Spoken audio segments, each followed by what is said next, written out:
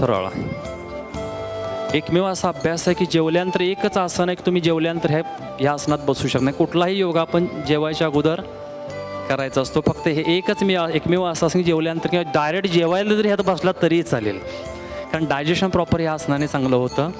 इनडायजेशनची समस्या दूर होते. त्याचबरोबर कॉन्स्टिपेशन असेल त्या लोकांसाठी, हरण्यासाठी उत्तम आसन आहे. किंवा ज्या लोकांना हरण्या येऊ नये, खेळाडू लोकांना हा प्रॉब्लेम होतो, त्यांनी ह्या आसनामध्ये जास्त बसायचं आहे. गर्भवती महिलांना प्रेग्नन्सी राहत नसेल तर ह्या ताईने ह्याच्यामध्ये जास्त बसायचं. किंवा महावारीमध्ये अति प्रमाणात ब्लिडिंग होत असेल, अशा काही समस्या असतात तर त्या ताईनीसुद्धा या आसनामध्ये जास्त बसायचं. वापस यायचं, 4 हात बाजूला घ्या, 5 उजवा पाय समोर सोडा, 6 डावा पाय समोर सोडायचा आहे.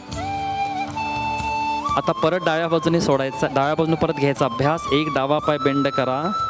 आता कोणी नाही करायचं आहे, ज्यांच्या गुडघ्यामध्ये रॉड आहे, मांडीमध्ये रॉड आहे, दुसरा पायन अभ्यास, पिंडरीमध्ये रॉड आहे, अँकल प्रॉब्लेम आहे, नी रिप्लेसमेंट आहे, अशा लोकांनी हे आसन करायचं नाही, करताच येत नाही, करू नये. पुढील अभ्यास आहे उष्ट्रासन, अर्ध उष्ट्रासन. 1 गुडघ्यावरती उभं राहायचं आहे. उष्ट्र म्हणजे उंटासारखी स्थिती प्राप्त होते.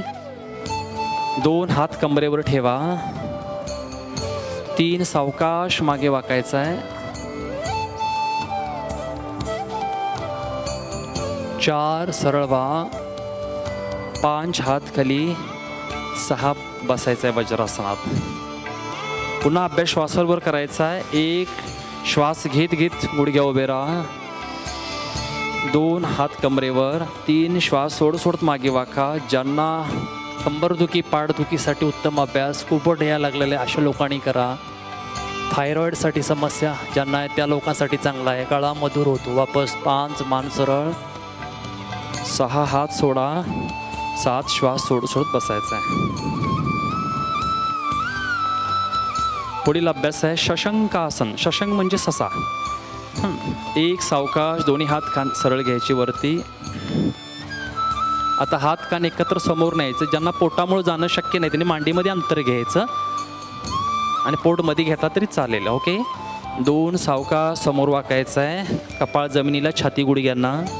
ज्यांना रागावरती नियंत्रण करायचं अशा लोकांसाठी उत्तम अभ्यास आहे. तर रोज या आसनामध्ये 5 मिनटं जर आपण थांबलो तर आपल्या रागावरती नियंत्रण होईल.